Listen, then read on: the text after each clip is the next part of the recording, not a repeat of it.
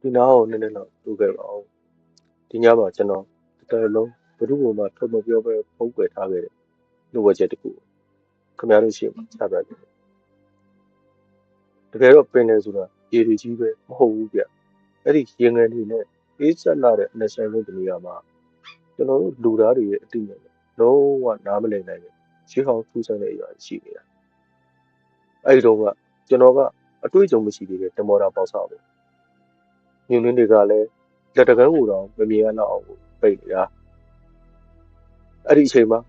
တကမ္ဘာလုံးကရုတ်တရက်ကြီးတိတ်ဆိတ်သွားတယ်လိုင်းတန်တွေလည်းမရှိလေတိုက်တန်တွေလည်းမရှိတော့အားလုံးကဟင်းလင်းမြည်ကြီးတစ်ခုလိုဖြစ်သွားခဲ့တဲ့အချိန်မှာအဲ့ဒီညွန်းတွေကြားတွေကနေတခုခုကကျွန်တော်တို့ကိုစိုက်ကြည့်နေတယ်ဆိုတော့ခံစားလိုက်ရတယ်အဲ့ဒီအကြီးတွေကလေးလံပြီးအေးဆက်လုံးလို့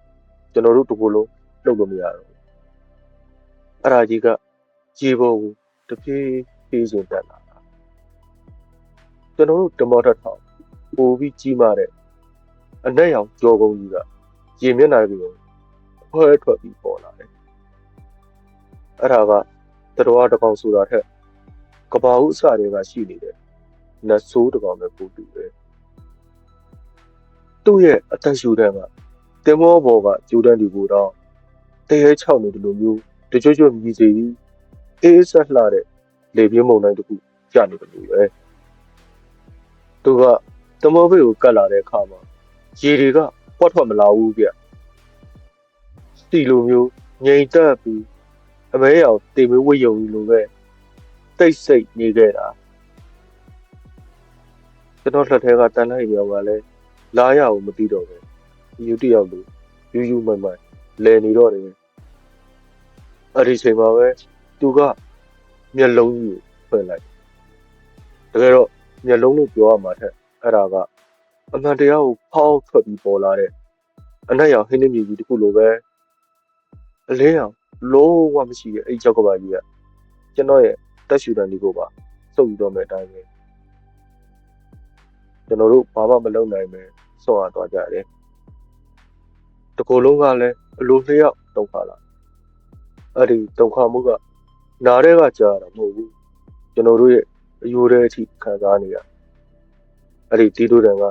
မင်းတို့ကတီနီယာနဲ့မသက်ဆိုင်ဘူးလို့ပြောနေတယ်လို့ပဲပြီးတော့သူကသူ့ရဲ့ရှည်လန်းလာတဲ့အာရုံပဲအင်္ဂါတစ်ခုနဲ့တမောကိုယ်ရည်ကြီးကိုပတ်တယ်တမောရဲ့တန်ကိုယ်ရည်ကြီးကတလှုပ်လှုပ်နဲ့ညီသွားရုံနဲ့မကပဲရေခဲလိုမျိုးချက်ချင်းအေးဆက်သွားပြီးနေရာရဲ့အပူချိန်ကြားမှာနေနှင်းတူပုံသွားခဲ့တာမြုံနှင်းတွေကသူနဲ့တူပျောက်ကွယ်သွားပြီပဲကျွန်တော်တို့စီမှာအမှတ်သားတစ်ခုကျန်ခဲ့တမောကုန်းဘက်ပေါ်မှာခဲစီလိုမျိုးပြစ်ချွဲနေတဲ့အနက်ရောင်ကြီးကျန်ခဲ့တာအဲ့ဒီအရေးတွေကအငွေ့ပြန်မတော့ပဲတသားတွေကိုစိတ်ဝင်သွားပြီးတမောရဲ့ဝိညာဉ်ကိုပါစောထင်သွားတယ်ပြီးတော့ကျွန်တော်တို့ရဲ့လက်ပွားတွေကိုကြည့်လိုက်တဲ့အခါမှာအဲ့ဒီညကတဲမောပေါ်မှာရှိနေတဲ့လူထိုင်ရဲ့လက်ပွားမှာအမဲရောင်တစ်စိမ့်တစ်ခုအသားတဲ့အချိဆွဲပြီးကျန်တဲ့ပင်လယ်နက်ကပေးလိုက်တဲ့အမှတ်တရဒီနေ့အထိပင်လယ်ရေရဲ့စားနှံကိုခံစားမိတိုင်းအဲ့ဒီအမှတ်သားကဒီထိုးတယ်လို့ပြန်လာတယ်အဲ့ဒါကတတိပေးချက်တစ်ခုပဲသူကကျွန်တော်တို့ကိုဒီတိုင်းကြော်ဖြတ်သွားတာမဟုတ်ဘူးသူကကျွန်တော်တို့ကိုပိုင်ဆိုင်တယ်လို့မှတ်သားလိုက်အဲ့ဒီညကစားပြီးကျွန်တော်တို့ဟာတမော်တာတွေမဟုတ်တော့ဘူးလူသားတွေမမြင်အပ်တဲ့အမှန်တရားတစ်ခုကိုမျက်မြင်တွေ့ခဲ့ရတယ်တက်သေးဖြစ်သွားကြတာတမော်တာတွေဆိုတာကောင်းပါပြီပိုင်ပဲတဲ့လူသားမျိုးတွေဗျတချို့ကလည်းအဲ့ဒီနာကျင်မှုကိုလစ်လျူရှုကြတယ်ဝေမလို့လားဒါမှမဟုတ်ပင်လယ်ကိုပဲဆွဲလန်းလို့လားတော့မသိဘူးသူတို့ပင်လယ်ထဲကိုတယောက်ပြီးတယောက်ပြန်သွားကြတယ်ပင်လယ်ထဲမှာတင်နေတဲ့သူတို့ရဲ့အကျွေးတွေကိုဖတ်ပြေးလို့လွတ်မယ်ထင်ခဲ့တာပေါ့ဒါပေမဲ့ပင်လယ်ကဘယ်တော့မှလက်ကားမပေးဘူးဗျအဲ့ဒီအမှတ်သားပါတဲ့လူတိုင်းကိုပင်လယ်ကပြန်ပြီးခေါ်ယူသွားခဲ့ပြီကျွန်တော်ကြားခဲ့ရတယ်တချို့ကတတိမရှိတော့တယ်လို့မျိုးကုန်းဘက်ပေါ်ကနေခေါ်ချသွားကြတယ်တချို့ကြတော့လဲဘာမှမသိတဲ့အရာတစ်ခုကဆွဲချသွားတယ်လို့မျိုးပျောက်သွားတာအခုဆိုရင်အဲ့ဒီညက တင်မောပေါ်မှာပါခဲ့တဲ့လူတွေတွေကကျွန်တော်တယောက်ပဲအသက်ရှင်ကျန်တော့တယ်ကျွန်တော်ကတော့ကြောက်တတ်သူတယောက်ပါပဲပင်လယ်ကိုချစ်တဲ့စိတ်ထက်အဲ့ဒီနာကျင်မှုကိုပို့ပြီးကြောက်ခဲ့မိတာဒါကြောင့်ကျွန်တော်ထွက်ပြေးခဲ့တဲ့ပင်လယ်နဲ့အဝေးဆုံးတောင်ပေါ်တွေကိုကျွန်တော်ရောက်လာခဲ့ဒါမဲ့ဘယ်နေရာမှတကယ်မလုံခြုံပါဘူးဒီမှာနေရင်မိုးရွာလို့လေထဲမှာစားနပ်လေးပါလာရင်တော့ကျွန်တော်လက်ပေါ်ကပြန်ပြီးတက်စစ်စစ်နာလာတတ်တယ်သူကျွန်တော်ကိုစောင့်နေတယ်ပဲဆိုတာကျွန်တော်သိနေတယ်